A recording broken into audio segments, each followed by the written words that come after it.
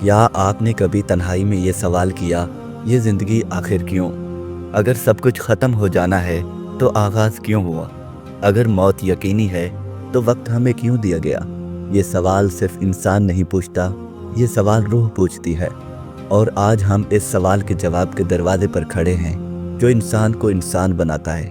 دنیا ایک حقیقت ہے، لیکن کیا یہ آخری حقیقت ہے؟ قرآن، انبیاء اور نبی کریم کی تعلیمات ایک ہی سمت کی طرف اشارہ کرتی ہیں۔ اللہ نے دنیا نہ کھیل کے لیے بنائی نہ بے مقصد۔ یہ سوال اسلامی تاریخ کا مرکز ہے، کیونکہ جب مقصد واضح ہو جائے تو زندگی بوجھ نہیں رہتی، ذمہ داری بن جاتی ہے۔ خاموشی تھی، پھر اللہ کا حکم ہوا، کن، اور کائنات وجود میں آ گئی۔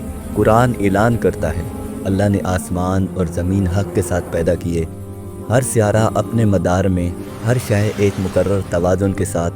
یہ سب اس لیے نہیں کہ دیکھا جائے، بلکہ اس لیے کہ آزمایا جائے۔ پھر اللہ نے فرمایا، میں زمین میں ایک خلیفہ بنانے والا ہوں۔ خلیفہ یعنی ذمہ دار مخلوق، جسے اختیار دیا گیا، جسے عقل دی گئی۔ دنیا پہلی بار امتحان گاہ بنی، آدم کی تخلیق مٹی سے ہوئی، روح پھونکی گئی، علم عطا ہوا، فرشتوں نے سجدہ کیا، ابلیس نے انکار کیا۔ یہ صرف سجدے کا واقعہ نہیں تھا، یہ اعلان تھا کہ انسان آزاد ارادہ رکھتا ہے۔ پھر جنت، پھر حکم، پھر لغزش، پھر توبہ۔ یہاں دنیا کا راز کھلتا ہے۔ انسان غلطی کرتا ہے لیکن لوٹ سکتا ہے۔ اللہ نے آدم کو زمین پر اتارا، سزا کے لیے نہیں، ذمہ داری کے لیے۔ قرآن کہتا ہے، میں نے جن اور انسان کو صرف اپنی عبادت کے لیے پیدا کیا۔ عبادت زندگی کے ہر لمحے میں ہے۔ دنیا اطاعت کا امتحان بن گئی، صدیاں گزرتی گئیں، قومیں ابھری، قومیں مٹ گئیں۔ نوح نے کہا اللہ کی عبادت کرو، قوم نے انکار کیا، سیلاب آیا، فیصلہ ہو گیا۔ عاد اور سمود نے طاقت کو خدا سمجھا، نتیجہ مٹی بن گیا۔ فرعون نے کہا میں تمہارا رب ہوں، پھر سمندر نے سچ اور جھوٹ کو الگ کر دیا۔ یہ کہانیاں نہیں، یہ انتباہ ہے۔ ہر نبی نے بتایا، دنیا مستقبل نہیں، یہاں کامیابی آزمائش ہے، اصل کامیابی آخرت میں ہے۔ مکہ کی رات، غار حرا، خاموشی، پھر وحی، اقرا۔ نبی کریم کو وہی مقصد دیا گیا جو تمام انبیاء کو ملا تھا، مگر مکمل شکل میں۔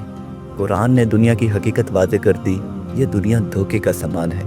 نبی صلی اللہ علیہ وآلہ وسلم نے فرمایا، دنیا میں ایسے رہو جیسے مسافر۔ آپ صلی اللہ علیہ وآلہ وسلم کے پاس اختیار تھا، چاہتے تو بادشاہ ہوتے، مگر آپ نے سادگی کو چنا، کیونکہ مقصد واضح تھا، دنیا ذریعہ ہے، منزل نہیں۔ پھر وہ دن آئے گا جس کا وعدہ ہے، آسمان بدل دیے جائیں گے، زمین ہموار کر دی جائے گی، انسان اکیلا کھڑا ہوگا، نہ مال، نہ طاقت، نہ سفارش، صرف اعمال۔ یہاں دنیا کا مقصد پوری شدت سے ظاہر ہوگا، ہر لمحہ، ہر نیت، ہر فیصلہ سامنے ہوگا۔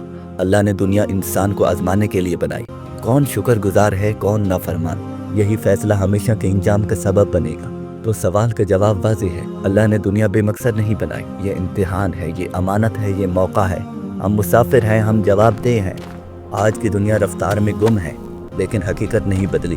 جو دنیا کو مقصد بنا لے وہ ہار جاتا ہے، جو دنیا کو اللہ تک پہنچنے کا ذریعہ بنائے وہ کامیاب ہو جاتا ہے۔ یہی پیغام ہے، یہی نجات ہے۔